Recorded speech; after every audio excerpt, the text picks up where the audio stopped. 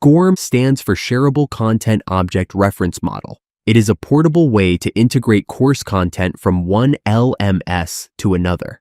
It provides compatibility for integration, allowing courses to be accessed without leaving the LMS. It also offers analytics data as well. In this video, I will show you how to insert SCORM course content into Academy LMS easily. First, go to the add-ons page and enable the SCORM add-on. Then, navigate to the course page. You can add SCORM content to an existing course, but please note that adding SCORM to an existing course will make the old content unavailable. You can also add SCORM to a new course. Provide a course title and configure other necessary settings,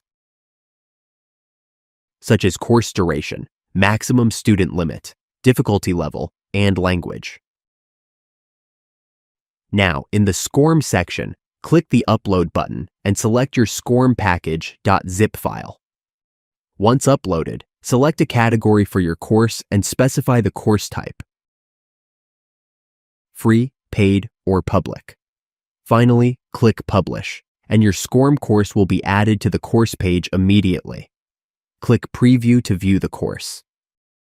To explore the SCORM content, click the Start Course button. Your SCORM course will load in Academy LMS as it was designed.